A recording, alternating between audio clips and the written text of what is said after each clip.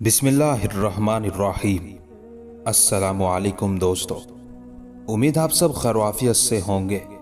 تاراج کارواں کربلا کی دوپہر کے بعد کی رقت انگیز داستان سننے سے پہلے ایک لرزہ خیز اور دردناک منظر نگاہوں کے سامنے لائیے۔ صبح سے دوپہر تک خاندان نبوت کے تمام چشم و چراغ جملہ ایوان و انصار ایک ایک کر کے شہید ہو گئے۔ سب نے دم رخصت دل کی زخمی سطح پر ایک نئے داغ کا اضافہ کیا۔ ہر تڑپتی ہوئی لاش کی آخری ہچکیوں پر امام علی مقام میدان میں پہنچے، گود میں اٹھایا، خیمے تک لائے، زانوں پہ سر رکھا اور جان نثار نے دم توڑ دیا۔ نظر کے سامنے جن لاشوں کا انبار ہے ان میں جگر کے ٹکڑے بھی ہیں اور آنکھ کے تارے بھی، بھائی اور بہن کے لاڈلے بھی اور باپ کی نشانیاں بھی۔ ان بے گور و کفن جنازوں پر کون ماتم کرے، کون آنسو بہائے اور کون جلتی ہوئی آنکھوں پر تسکین کا مرہم رکھے۔ تنہا ایک حسین اور دونوں جہاں کی امیدوں کا ہجوم ایک عجب درد انگیز بے بسی کا عالم ہے۔ قدم قدم پر نئی قیامت کھڑی ہوتی ہے، نفس نفس میں علم و اندوہ کے نئے نئے پہاڑ ٹوٹتے ہیں۔ دوسری طرف حرم نبوت کی خواتین ہیں، رسول اللہ کی بیٹیاں ہیں، سوگوار مائیں اور آشفتہ حال بہنیں ہیں۔ ان میں وہ بھی ہیں جن کی گودیں خالی ہو چکی ہیں، جن کے سینے سے اولاد کی جدائی کا زخم رس رہا ہے، جن کی گود سے شیر خوار بچہ بھی چھین لیا گیا ہے، اور جن کے بھائیوں، بھتیجوں اور بھانجوں کی بے گور و کفن لاشیں سامنے پڑی ہوئی ہیں۔ روتے روتے آنکھوں کا چشمہ سوکھ گیا ہے، تنے نیم جاں میں اب تڑپنے کی سقط باقی نہیں رہ گئی ہے۔ عورت ذات کے دل کا آبگینہ یوں ہی نازک ہوتا ہے، ذرا سی ٹھیس جو برداشت نہیں کر سکتا، اس پر آج پہاڑ ٹوٹ پڑے ہیں۔ سب کے سب جام شہادت نوش کر چکے، اب تنہا ایک ابن حیدر کی ذات باقی رہ گئی ہے جو لٹے ہوئے قافلے کی آخری امیدگاہ ہے۔ اب وہ بھی رخت سفر باندھ رہے ہیں۔ خیمے میں ایک کوہرام برپا ہے، کبھی بہن کو تسکین دیتے ہیں، کبھی شہر بانوں کو تلقین فرما رہے ہیں، کبھی لخت جگر عابد بیمار کو گلے سے لگاتے ہیں، اور کبھی کمسن بہنوں اور لاڈلی شہزادیوں کو یاس بھری نگاہوں سے دیکھ رہے ہیں۔ امید و بیم کی کشمکش ہے، فرض کا تصادم ہے، خون کا رشتہ دامن کھینچتا ہے، ایمان مقتل کی طرف لے جانا چاہتا ہے۔ کبھی یہ خیال آتا ہے کہ ہمارے بعد اہل خیمہ کا کیا حال ہوگا، پردیس میں حرم کے یتیموں اور بیواؤں کے ساتھ دشمن کیا سلوک کریں گے۔ دوسری طرف شوق شہادت دامن گیر ہے، ملت کی تطہیر اور حمایت حق کا فرض نیزوں پر چڑھ کر آواز دے رہا ہے۔ بالآخر اہل بیت کے ناخدا، کعبہ کے پاسباں، نانا جان کی شریعت کے محافظ حضرت امام بھی اب سر پر کفن باندھ کر رن میں جانے کے لیے تیار ہو گئے۔ اہل حرم کو تڑپتا، بلکتا اور سسکتا چھوڑ کر حضرت امام خیمے سے باہر نکلے اور لشکر اعداء کے سامنے کھڑے ہو گئے۔ اب ذرا سا ٹھہر جائیے اور آنکھیں بند کر کے منظر کا جائزہ لیجیے۔ ساری داستان میں یہی وہ مقام ہے جہاں انسان کا کلیجہ شک ہو جاتا ہے، بلکہ پتھروں کا جگر بھی پانی ہو کر بہنے لگتا ہے۔ 3 دن کا ایک بھوکا پیاسا مسافر تنے تنہا 22,000 تلواروں کے نرغے میں ہے۔ دشمنوں کی خون ریز جلغار چاروں طرف سے بڑھتی چلی آ رہی ہے۔ دروازے پر اہل بیت کی مستورات اشک بار آنکھوں سے یہ منظر دیکھ رہی ہے۔ لمحہ لمحہ، منٹ پر درد و غم کے اتھاہ ساگر میں دل ڈوبتا جا رہا ہے۔ کبھی منہ سے چیخ نکلتی ہے، کبھی آنکھیں جھپک جاتی ہیں۔ ہائے رے تسلیم و رضا کی وادی بے آیاں، پھولوں کی پنکھڑی پہ قدم رکھنے والی شہزادیاں آج انگاروں پہ لوٹ رہی ہے۔ جن کے اشارہ آبرو سے ڈوبا ہوا سورج پلٹ آتا ہے، آج انہی کے ارمانوں کا سفینہ نظر کے سامنے ڈوب رہا ہے اور زبان نہیں کھلتی۔ دیکھنے والی آنکھیں اپنے امیر کشور کو، اپنے مرکز امید کو، اپنے پیارے حسین کو حسرت بھری نگاہوں سے دیکھ رہی تھی کہ ایک نشانے پر ہزاروں تیر چلے، تلواریں بے نیام ہوئی، فضا میں نیزوں کی انی چمکی، اور دیکھتے ہی دیکھتے فاطمہ کا چاند گہن میں آ گیا۔ زخموں سے چور، خون میں شرابور، سیدہ کا راج دلارا جیسے ہی فرش پر گرا، کائنات کا سینہ دہل گیا، کعبے کی دیواریں ہل گئیں، چشمے فلک نے خون برسایا۔ خورشید نے شرم سے منہ ڈھانپ لیا اور گیتی کی ساری فضا ماتم و اندھوں سے بھر گئی۔ ادھر ارواح طیبات اور ملائکہ رحمت کے جلوں میں جب شہید اعظم کی مقدس روح عالم بالا میں پہنچی تو ہر طرف ابن حیدر کی امامت و یکتائی کا گلگلہ بلند ہو رہا تھا۔ ادھر خیمے میں ہر طرف آگ لگی ہوئی تھی، صبر و شکیب کا خرمن جل رہا تھا۔ یتیموں، بیواؤں اور سوگواروں کی آہو فغاں سے دھرتی کا کلیجہ پھٹ گیا، امیدوں کی دنیا لٹ گئی۔ بیچ منجدار میں کشتی کا ناخدا بھی چل بسا۔ اب بنو ہاشم کے یتیم کہاں جائیں، کس کا منہ تکیں؟ کاشانہ نبوت کی وہ شہزادیاں جن کی فتسرہ میں روح الامین بھی بغیر اجازت کے داخل نہ ہو، نسیم صبا بھی جن کے آنچلوں کے قریب پہنچ کر ادب کے سانچے میں ڈل جائے۔ آج کربلا کے میدان میں کون ان کا محرم ہے جس سے اپنے دکھ درد کی بات کہیں؟ ذرا اپنے دل پر ہاتھ رکھ کر سوچئے کہ ہمارے یہاں ایک میت ہو جاتی ہے تو گھر والوں کا کیا حال ہوتا ہے۔ غم گساروں کی بھیڑ اور چارہ گروں کی تلقینیں صبر کے باوجود آنسو نہیں تھمتے، اضطراب کی آگ نہیں بجھتی اور نالہ و فریاد کا شور کم نہیں ہوتا۔ پھر کربلا کے میدان میں حرم کی ان سوگوار عورتوں پر کیا گزری ہوگی جن کے سامنے بیٹوں، شوہروں اور عزیزوں کی لاشوں کا انبار لگا ہوا تھا، جو غم گساروں اور شریک حال ہمدردوں کے جھرمٹ میں نہیں، خون خوار دشمنوں اور صفاق درندوں کے نرغے میں تھی۔ امام علی مقام کا سر قلم کرنے کے بعد کوفیوں نے بدن کے پیراہن اتار لیے، جس میں عطر پر نیزے کے 32 زخم اور تلوار کے 34 گھاؤ تھے۔ ابن سعد کے حکم پر یزیدی فوج کے 10 نابکاروں نے سیدہ کے لخت جگر کی ناش کو گھوڑوں کی ٹاپوں سے رون ڈالا۔ حضرت زینب اور شہر بانو خیمے سے یہ لرزہ خیز منظر دیکھ کر بلبلا اٹھی اور چیخ مار کر زمین پر گر پڑی۔ اس کے بعد شمر اور ابن سعد دن دناتے ہوئے خیمے کی طرف بڑھے۔ بدبخت شمر نے اندر گھس کر پردغیان حرم کی چادریں چھین لی، سامان لوٹ لیا۔ حضرت زینب بنت علی نے غیرت و اضطراب کی آگ میں سلگتے ہوئے کہا، شمر تیری آنکھیں پھوٹ جائے، تو رسول اللہ کی بیٹیوں کو بے پردہ کرنا چاہتا ہے۔ ہمارے چہروں کے محافظ شہید ہو گئے، اب دنیا میں ہمارا کوئی نہیں ہے۔ یہ مانا کہ ہماری بے بسی نے تجھے دلیر بنا دیا ہے، لیکن کیا کلمہ پڑھانے کا احسان بھی تو بھول گیا؟ سنگ دل ظالم، ناموس محمد کی بے حرمتی کر کے قہر خداوندی کو حرکت میں نہ لا۔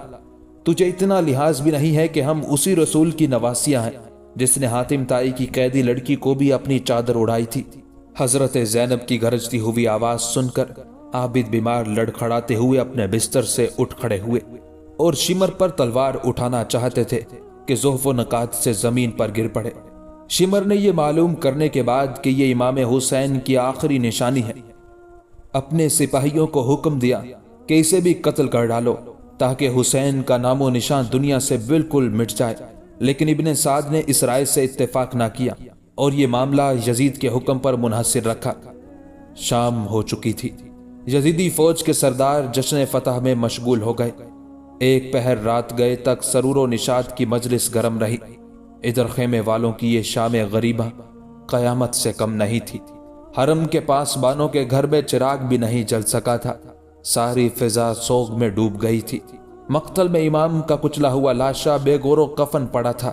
خیمے کے قریب گلشن زہرا کے پامال پھولوں پر دردناک حسرت برس رہی تھی۔ رات کی بھیانک اور وحشت خیز تاریکی میں اہل خیمہ چونک چونک پڑتے تھے۔ زندگی کی یہ پہلی سوگوار اور اداس رات حضرت زینب اور شہر بانوں سے کاٹے نہیں کٹ رہی تھی۔ رات بھر خیمے سے سسکیوں کی آواز آتی رہی، آہوں کا دھواں اٹھتا رہا اور روحوں کے قافلے اترتے رہے۔ آج پہلی رات تھی کہ خدا کا گھر بسانے کے لیے اہل حرم نے سب کچھ لٹا دیا تھا۔ پردیس، چٹیل میدان، مقتل کی زمین، خاک و خون میں لپٹے ہوئے چہرے، میت کا گھر، بالیں کے قریب ہی بیمار کے کراہنے کی آواز، بھوک و پیاس کی ناتوانی، خون خوار درندوں کا نرگا، مستقبل کا اندیشہ، ہجر و فراق کی آگ، کلیجہ شک کر دینے والے سارے اسباب مقتل کی پہلی رات میں جمع ہو گئے تھے۔ بڑی مشکل سے صبح ہوئی، اجالا پھیلا اور دن چڑھنے پر ابن سعد اپنے چند سپاہیوں کے ساتھ اونٹنی لے کر آیا۔ اس کی ننگی پیٹھ پر حضرت زینب، حضرت شہر بانو اور حضرت زین العابدین سوار کرائے گئے۔ پھول کی طرح نرم و نازک ہاتھوں کو رسیوں سے جکڑ دیا گیا۔ عابد بیمار اپنی والدہ اور پھپھی کے ساتھ اس طرح باندھ دیے گئے کہ جنبش بھی نہیں کر سکتے تھے۔ دوسرے اونٹوں پر باقی خواتین اور بچیاں اسی طرح رسیوں میں بندھی ہوئی سوار کرائی گئی۔ اہل بیت کا یہ لٹا پٹا قافلہ جس وقت کربلا کے میدان سے رخصت ہوا، اس وقت کا قیامت خیز منظر ضبط تحریر سے باہر ہے۔ واقعہ کربلا کے ایک عینی شاہد کا بیان ہے کہ کھولی جگر گوشائے بطول کا سر مبارک نیزے پر لٹکائے ہوئے اسیران حرم کے اونٹ کے آگے آگے تھا، پیچھے 72 شہداء کے کٹے ہوئے سر دوسرے اشکیا لیے ہوئے تھے۔ خاندان رسالت کا یہ تاراج قافلہ جب مقتل کے قریب سے گزرنے لگا تو حضرت امام کی بے گور و کفن نعش اور دیگر شہدائے حرم کے جنازوں پر نظر پڑتے ہی خواتین اہل بیت بے تاب ہو گئی۔ دل کی چوٹ ضبط نہ ہو سکی، آہو فریاد کی صدا سے کربلا کی زمین ہل گئی۔ عابد بیمار شدت اضطراب سے غش پر غش کھا رہے تھے اور حضرت شہر بانو انہیں کسی طرح سنبھالا دے رہی تھی۔ قیامت کا یہ دل گداز منظر دیکھ کر پتھروں کی آنکھیں بھی ڈب ڈبا آئی۔ حضرت فاطمہ رضی اللہ عنہا کی لاڈلی بیٹی حضرت زینب کا حال سب سے زیادہ رکت انگیز تھا۔ صدمہ جان کا کی بے خودی میں انہوں نے مدینے کی طرف رخ کر لیا اور دل ہلا دینے والی آواز میں اپنے نانا جان کو مخاطب کیا، یا محمد صلی اللہ علیہ وآلہ وسلم، آپ پر آسمان کے فرشتوں کا سلام ہو۔ یہ دیکھیے آپ کا لاڈلا حسین ریگستان میں پڑا ہے، خاک و خون میں آلودہ ہے، تمام بدن ٹکڑے ٹکڑے ہے، نعش کو گورو کفن بھی میسر نہیں ہے۔ نانا جان، آپ کی تمام اولاد قتل کر دی گئی، ہوا ان پر خاک اڑا رہی ہے، آپ کی بیٹیاں قید میں ہاتھ بندھے ہوئے ہیں، مشقیں کسی ہوئی ہیں، پردیس میں کوئی ان کا یار و شناسہ نہیں۔ نانا جان، اپنے یتیموں کی فریاد کو پہنچیے۔ ابن جریر کا بیان ہے کہ دوست دشمن کوئی ایسا نہ تھا جو حضرت زینب کے اس بیان پر آپ دیدہ نہ ہو گیا ہو۔ اسیران حرم کا قافلہ اشک بار آنکھوں اور جگر گدا سسکیوں کے ساتھ کربلا سے رخصت ہو کر کوفے کی طرف روانہ ہو گیا۔ شام ہو چکی تھی۔ ایک پہاڑ کے دامن میں یزیدی فوج کے سرداروں نے پڑاؤ کیا۔ اسیران اہل بیت اپنی اپنی سواریوں سے نیچے اتار لیے گئے۔ چاندنی رات تھی، رسیوں میں جکڑے ہوئے حرم کی یہ قیدی رات بھر سے سکتے رہے۔ پیشانی میں مچلتے ہوئے سجدوں کے لیے بھی ظالموں نے رسیوں کی بندھن ڈھیلی نہیں کی۔ پچھلے پہر حضرت زینب مناجات میں مشغول تھی کہ ابن سعد قریب آیا اور اس نے طنز کرتے ہوئے دریافت کیا، قیدیوں کا کیا حال ہے؟ کئی بار پوچھنے کے بعد حضرت زینب نے منہ ڈھانپ کر جواب دیا، خدا کا شکر ہے، نبی کا چمن تاراج ہو گیا، ان کی اولاد قید کر لی گئی، رسیوں سے تمام جسم نیلے پڑ گئے ہیں۔ ایک بیمار جو نیم جان ہو چکا ہے، اس پر بھی تجھ کو ترس نہیں آتا، اور نہیں تو ہماری بے کسی کا تماشا دکھانے اب تو ہمیں ابن زیاد اور یزید کی قربان گاہ میں لیے جا رہا ہے۔ اتنا کہتے کہتے وہ پھوٹ پھوٹ کر رونے لگی۔ حضرت زین العابدین نے پھپھی کو تسلی دیتے ہوئے کہا، خون کے قاتلوں سے جور و ستم کا شکوہ ہی کیا ہے پھپھی جان، بس ایک آرزو ہے کہ بابا جان کا سر میری گود میں کوئی لا کر ڈال دے اور میں اسے اپنے سینے سے لگا لوں۔ ابن سعد نے کہا، گود میں نہیں، تیرے قدموں کی ٹھوکر پر ڈال سکتا ہوں، اگر راضی ہو تو اقرار کر۔ ظالم نے پھر زخموں پر نمک چھڑکا، پھر حرم کے قیدی تلملا اٹھے۔ اضطراب میں بجھی ہوئی ایک آواز کان میں آئی، بدبخت، نوجوانان جنت کے سردار سے گستاخی کرتا ہے، کیا تجھے خبر نہیں ہے کہ یہ کٹا ہوا سر اب بھی دو جہاں کا مالک ہے؟ ذرا غور سے دیکھ، بوسہ گائے رسول پر انوار و تجلیات کی کیسی بارش ہو رہی ہے، صرف جسم سے رابطہ ٹوٹ گیا ہے، عرش کا رابطہ اب بھی قائم ہے۔ اس آواز پر ہر طرف سناٹا چھا گیا۔ اسی عالم اندوہ میں اسیران اہل بیت کا یہ تاراج قافلہ کوفہ پہنچا۔ مارے شرم و ہیبت کے ابن سعد نے شہر کے باہر جنگل میں قیام کیا۔ رات کے سناٹے میں حضرت زینب مناجات و دعا میں مشغول تھی۔ ایک ہلکی آواز کان میں آئی، بی بی، میں حاضر ہو سکتی ہوں؟ نگاہ اٹھا کر دیکھا تو ایک بڑھیا سر پر چادر ڈالے منہ چھپائے سامنے کھڑی ہے۔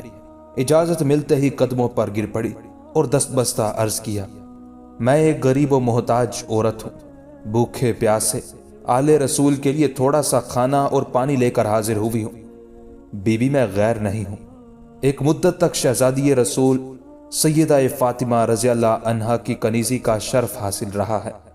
یہ اس زمانے کی بات ہے جبکہ سیدہ کی گود میں ایک ننھی منی بچی تھی جس کا نام زینب تھا۔ حضرت زینب نے ابلتے ہوئے جذبات پر قابو پا کر جواب دیا، تو نے اس جنگل اور پردیس میں ہم مظلوموں کی مہمان نوازی کی، ہماری دعائیں تیرے ساتھ ہیں، خدا تجھے دارائن میں خوشی عطا فرمائے۔ بڑھیا کو جب معلوم ہوا کہ یہی حضرت زینب ہیں تو چیخ مار کر گلے سے لپٹ گئی اور اپنی جان بنت رسول کے قدموں پر نثار کر دی۔ اس کو اخلاص کی تاریخ میں ایک نئے شہید کا اور اضافہ ہوا۔ دوسرے دن ظہر کے وقت اہل بیت کا لٹا ہوا کارواں کوفے کی آبادی میں داخل ہوا۔ بازار میں دونوں طرف سنگ دل تماشائیوں کے ٹھٹ لگے ہوئے تھے۔ خاندان نبوت کی بیبیاں شرم و غیرت سے گڑی جا رہی تھی، سجدے میں سر جھکا لیا تھا کہ معصوم چہروں پر غیر محرم کی نظر نہ پڑ سکے۔ وفور غم سے آنکھیں اشک بار تھی، دل رو رہے تھے۔ اس احساس سے زخموں کی ٹھیس اور بڑھ گئی تھی کہ کربلا کے میدان میں قیامت ٹوٹنا تھی، ٹوٹ گئی۔ اب محمد عربی صلی اللہ علیہ وآلہ وسلم کے ناموس کو گلی گلی پھیرایا جا رہا تھا۔ کلمہ پڑھنے والی امت کی غیرت دفن ہو گئی تھی۔ خوشی کے جشن میں سارا کوفہ ننگا ناچ رہا تھا۔ ابن زیاد کے بے غیرت سپاہی فتح کا نعرہ بلند کرتے ہوئے آگے آگے چل رہے تھے۔ جب اہل بیت کی سواری قلعے کے قریب پہنچی تو ابن زیاد کی بیٹی فاطمہ اپنے منہ پر نقاب ڈالے ہوئے باہر نکلی اور خاموش دور کھڑی حسرت کی نظر سے یہ منظر دیکھتی رہی۔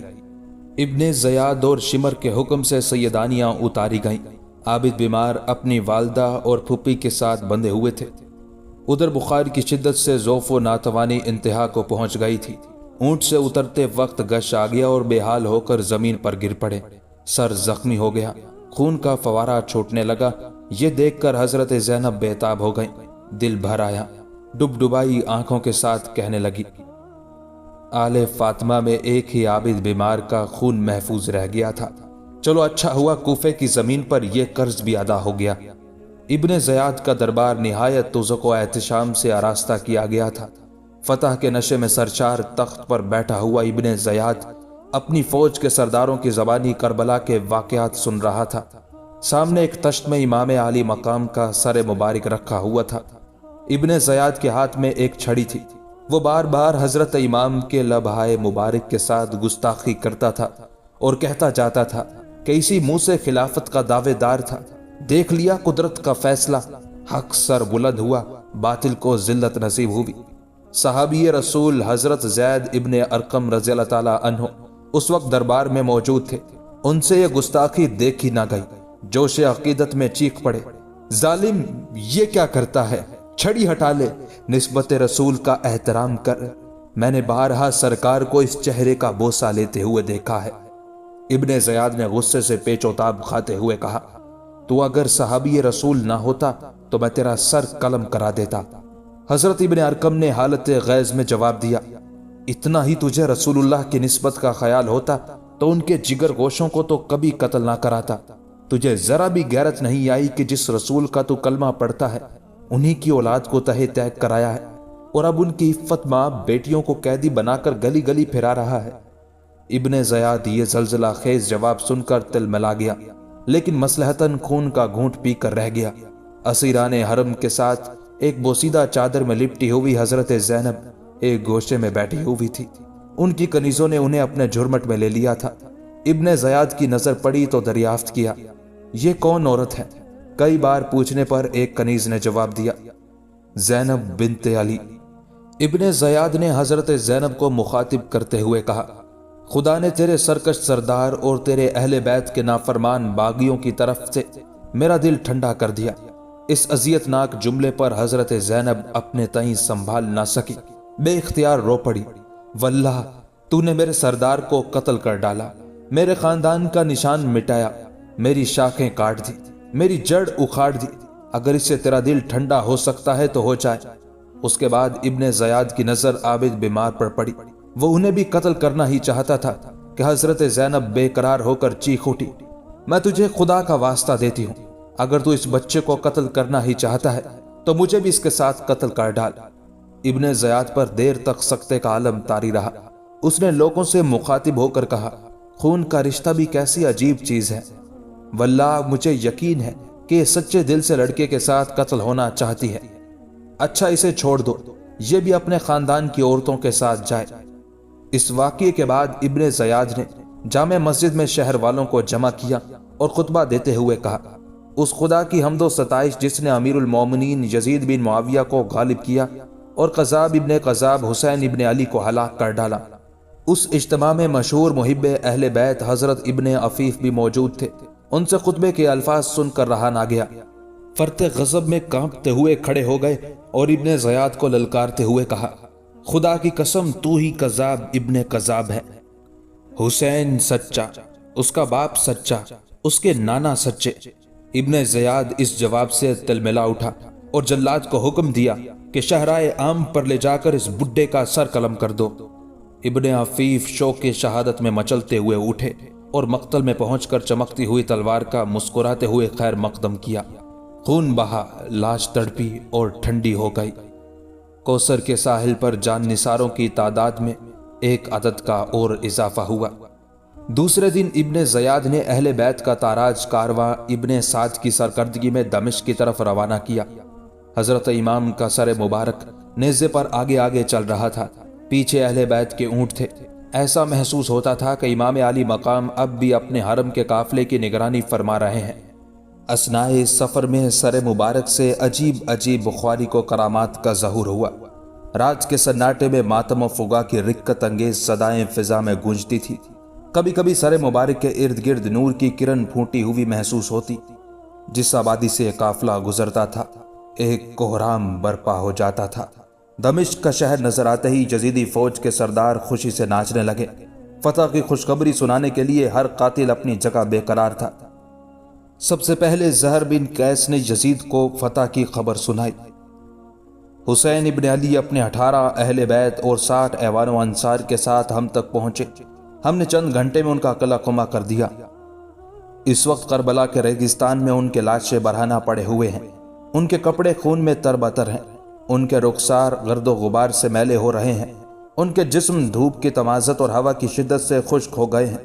پہلے تو فتح کی خوشخبری سن کر یزید جھوم اٹھا، لیکن اس زلزلہ خیز اور ہلاکت آفری اقدام کا ہولناک انجام جب نظر کے سامنے آیا تو کانپ گیا۔ بار بار چھاتی پیٹتا تھا کہ ہائے، اس واقعے نے ہمیشہ کے لیے مجھے ننگے اسلام بنا دیا۔ مسلمانوں کے دلوں میں میرے لیے نفرت و دشمنی کی آگ ہمیشہ سلگتی رہے گی۔ قاتل کی پشیمانی مقتول کی اہمیت تو بڑھا سکتی ہے پر قتل کا الزام نہیں اٹھا سکتی۔ اس مقام پر بہت سے لوگوں نے دھوکہ کھایا ہے، انہیں نفسیاتی طور پر صورتحال کا مطالعہ کرنا چاہیے۔ اس کے بعد یزید نے شام کے سرداروں کو اپنی مجلس میں بلایا، اہل بیت کو بھی جمع کیا اور امام زین العابدین سے خطاب کرتے ہوئے کہا، اے علی، تمہارے ہی باپ نے میرا رشتہ کاٹا، میری حکومت چھیننا چاہی، اس پر خدا نے جو کچھ کیا وہ تم دیکھ رہے ہو۔ اس کے جواب میں امام زین العابدین نے قرآن کی ایک آیت پڑھی جس کا مفہوم یہ ہے کہ تمہاری کوئی مصیبت ایسی نہیں ہے جو پہلے سے نہ لکھی ہو۔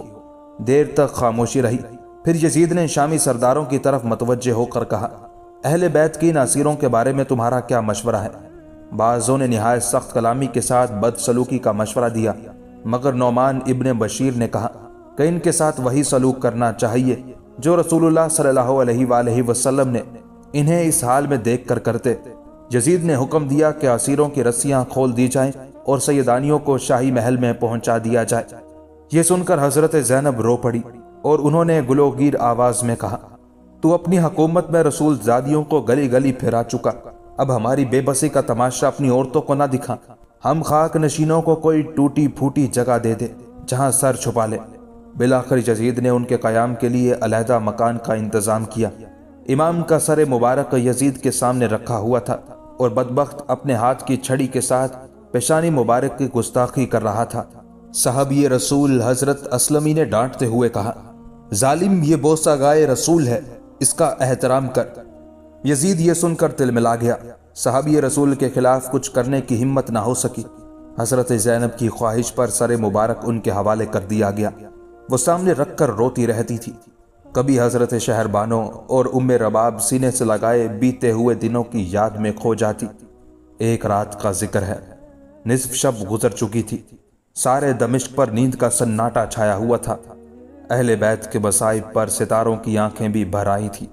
اچانک سادات کی قیام گاہ سے کسی عورت کا نالا بلند ہوا۔ محل کی دیواریں ہل گئی، دل کی آگ سے فضا میں چنگاریاں اڑنے لگی۔ یزید دہشت سے کانپنے لگا۔ جا کر دیکھا تو حضرت زینب بھائی کا سر گود میں لیے ہوئے بلبلا رہی تھی۔ درد و کرب کی ایک قیامت جاگ اٹھی ہے۔ اس درد انگیز نالے سے اس کے دل میں جو دہشت سمائی تو عمر کی آخری سانس تک نہیں نکلی۔ اسے اندیشہ ہو گیا کہ کلیجہ توڑ دینے والی یہ فریاد اگر دمشق کے در و دیوار سے ٹکرا گئی تو شاہی محل کی اینٹ سے اینٹ بچ جائے گی، کیونکہ دمشق کی جامع مسجد میں حضرت امام زین العابدین نے اہل بیت کے فضائل و مناقب اور یزید کے مظالم پر مشتمل جو تاریخی خطبہ دیا تھا اس نے لوگوں کے دل ہلا دیے تھے، اور ماحول میں اس کے اثر انگیزی اب تک باقی تھی۔ اگر تقریر کا سلسلہ کچھ دیر اور جاری رہتا اور یزید نے گھبرا کر اذان نہ دلوا دی ہوتی تو اسی دن یزید کے شاہی اقتدار کی اینٹ سے اینٹ بچ جاتی اور اس کے خلاف عام بغاوت پھیل جاتی۔ اس لیے دوسرے ہی دن نعمان ابن بشیر کی سرکردگی میں 30 سواروں کے اہل بیت کا یہ تاراج کارواں اس نے مدینے کی طرف روانہ کر دیا۔ ہزار کوشش کی کہ کربلا کی یہ دہکتی ہوئی چنگاری کسی طرح ٹھنڈی ہو جائے، لیکن جو آگ بحر و بر میں لگ چکی تھی اس کا سرد ہونا ممکن نہیں تھا۔ صبح کی نماز کے بعد اہل بیت کا دل گداز قافلہ مدینے کے لیے روانہ ہو گیا۔ حضرت نعمان ابن بشیر بہت رقیق القلب، پاک باز اور محب اہل بیت تھے۔ دمشق کی آبادی سے جو ہی قافلہ باہر نکلا، حضرت نعمان امام زین العابدین کی خدمت میں حاضر ہوئے اور دست بستہ عرض کیا، یہ نیاز مند حکم کا غلام ہے، جہاں جی چاہے تشریف لے جائیے، میری تکلیف کا خیال نہ کیجیے، جہاں حکم دیجیے گا پڑاؤ کروں گا، جب فرمائیے گا کوچ کروں گا۔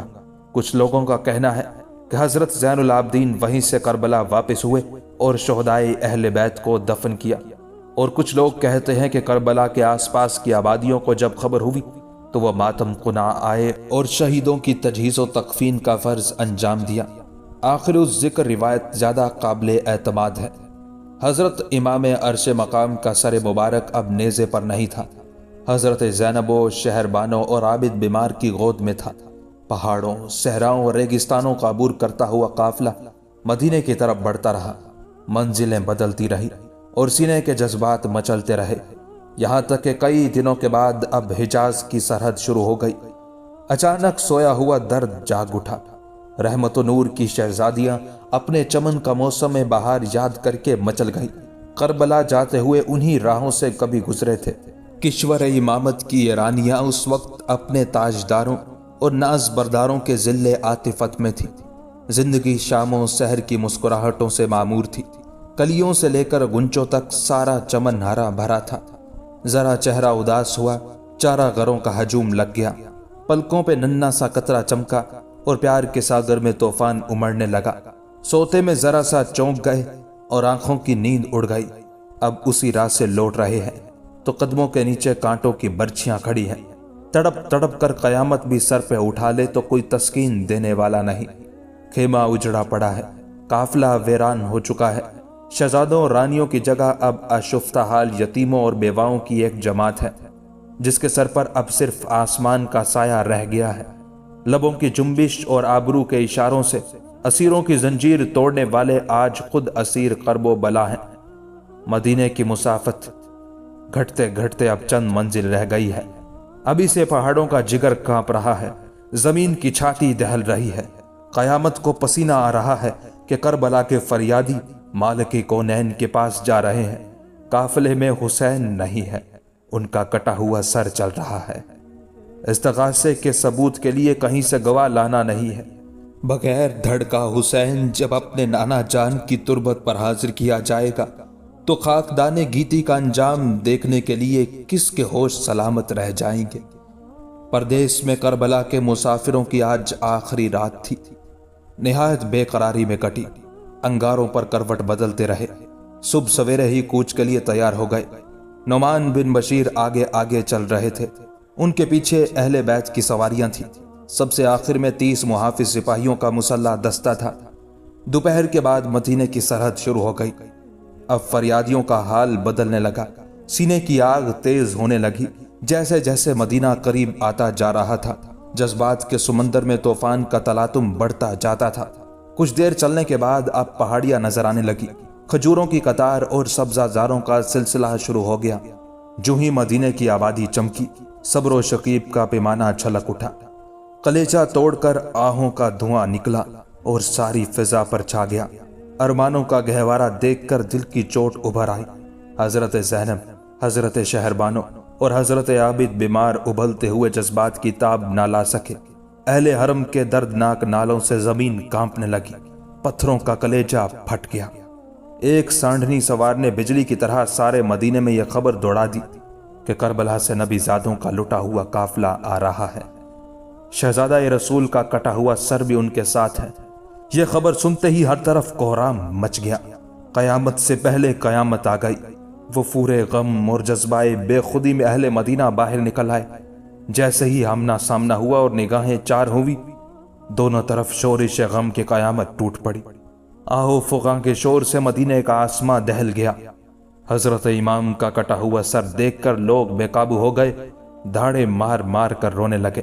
ہر گھر میں صف ماتم بچھ گئی۔ حضرت زینب فریاد کرتی ہوئی مدینے میں داخل ہوئی، نانا جان اٹھیے، اب قیامت کا کوئی دن نہیں آئے گا۔ آپ کا سارا کنبہ لٹ گیا، آپ کے لاڈلے شہید ہو گئے، آپ کے بعد آپ کی امت نے ہمارا سہاگ چھین لیا۔ بے آب و دانہ آپ کے بچوں کو تڑپا تڑپا کے مارا۔ آپ کا لاڈلا حسین آپ کے نام کی دہائی دیتا ہوا دنیا سے چل بسا۔ کربلا کے میدان میں ہمارے جگر کے ٹکڑے ہماری نگاہوں کے سامنے ذبح کیے گئے۔ آپ کے پیار کا سینچا ہوا چمن تاراج ہو گیا۔ نانا جان، نانا جان، یہ حسین کا کٹا ہوا سر لیجیے، آپ کے انتظار میں اس کی آنکھیں اب تک کھلی ہوئی ہیں۔ ذرا برکت سے نکل کر اپنی آشفتہ نصیب بیٹیوں کا دردناک حال دیکھیے۔ حضرت زینب کی اس پکار سے سننے والوں کے کلیجے پھٹ گئے۔ ام المومنین حضرت ام سلمہ، حضرت عبداللہ ابن عباس، حضرت ابن عمر، حضرت عبداللہ ابن جعفر طیار اور حضرت عبداللہ ابن زبیر کی رقت انگیز کیفیت تابع ضبط سے باہر تھی۔ حضرت عقیل کے گھر کے بچے یہ مرثیہ پڑھ رہے تھے۔ قیامت کے دن وہ امت کیا جواب دے گی جب اس کا رسول پوچھے گا کہ تم نے ہمارے بعد ہماری اولاد کے ساتھ یہی سلوک کیا کہ ان میں سے بعض خاک و خون میں لپٹے ہوئے ہیں، تلواروں، تیروں اور نیزوں سے ان کے جسم گھائل ہیں، ان کی لاشیں بے آب و گیا وادی میں پڑی ہوئی ہیں، اور ان میں سے بعض قیدی ہیں، رسیوں کے بندھن سے ہاتھ نیلے پڑ گئے ہیں۔ حضرت زغرا پچھاڑے کھا کھا کر گر رہی تھی، بار بار اپنی والدہ اور پھوپھی سے لپٹ لپٹ کر پوچھتی تھی، ہمارے بابا جان کہاں ہے؟ ہمارے ننھے علی اصغر کو کہاں چھوڑا ہے؟ بابا جان وعدہ کر گئے تھے کہ جلد ہی وہ واپس لوٹیں گے، جس طرح ہو انہیں منا کر لائیے۔ اپنے امام کا کٹا ہوا سر لیے اہل بیت کا یہ تاراج کارواں جس دم روضہ رسول پر حاضر ہوا، ہوائیں رک گئی، گردش وقت ٹھہر گئی، بہتے ہوئے دھارے تھم گئے، آسمانوں میں ہلچل مچ گئی، پوری کائنات دم بخود تھی کہ کہیں آج ہی قیامت نہ آ جائے۔ اس وقت کا دل گداز اور روح فرسا منظر ضبط تحریر سے باہر ہے۔ قلم کو یارہ نہیں کہ درد و علم کی وہ تصویر کھینچ سکے جس کی یاد اہل مدینہ کو صدیوں تڑپاتی رہی۔ اہل حرم کے سوا کسی کو نہیں معلوم کہ حجرہ عائشہ میں کیا ہوا، کربلا کے فریادی اپنے نانا جان کی تربت سے کس طرح واپس لوٹے۔ پروردہ ناز کا سر مرقد انور کے باہر تھا۔ رحمت کی جلوائے غائے خاص میں جب جنت کے پھول ہی ٹھہرے تو نرگس کی چشم محرم سے اہل چمن کا کیا پردہ تھا۔ برزخ کی دیوار تو غیروں پہ حائل ہوتی ہے، اپنی ہی گود کے پروردوں سے کیا حجاب۔ حضرت زینب، حضرت شہربانو، حضرت امام رباب عابد بیمار اور ام کلثوم و سکینہ، یہ سب کے سب محرم اسرار ہی تھے۔ اندرون خانہ کیا واقعہ پیش آیا کون جانے۔ اشک بار آنکھوں پہ رحمت کی آستین کس طرح رکھی گئی۔ کربلا کے پس منظر میں مشیت الہی کا سربستہ راز کن لفظوں میں سمجھایا گیا۔ پس دیوار کھڑے رہنے والوں کو عالم غیب کی ان سرگزشتوں کا حال کیا معلوم۔ مرقد رسول سے سیدہ کی خوابگاہ بھی 2 ہی قدم کے فاصلے پر تھی۔ کون جانتا ہے لاڈلے کو سینے سے لگانے اور اپنے یتیموں کے آنسو آنچل میں جذب کرنے کے لیے مامتا کے اضطراب میں وہ بھی کسی مخفی گزرگاہ سے اپنے بابا جان کے حریم پاک تک آ گئی ہوں۔ تاریخ صرف اتنا بتاتی ہے کہ حضرت زینب نے بلک بلک کر کربلا کی داستان زلزلہ خیز سنائی۔ شہربانوں نے کہا خاندان رسالت کی بیوہ اپنا سہاگ لٹا کر در دولت پر حاضر ہے۔ عابد بیمار نے عرض کیا، یتیمی کا داغ لیے حسین کی آخری نشانی ایک بیمار نیم جان شفقت و کرم اور صبر و ضبط کی بھیک مانگتا ہے۔ آہو فغاں کا ابلتا ہوا ساگر تھم جانے کے بعد شہزادہ کونین حضرت امام علی مقام کا سر مبارک مادر مشفقہ حضرت سیدہ کے پہلو میں سپرد خاک کر دیا گیا۔ دریا کا بچھڑا ہوا قطرہ پھر دریا میں جا ملا، پھر اٹھتی ہوئی موجوں نے اسے آغوش میں لے لیا۔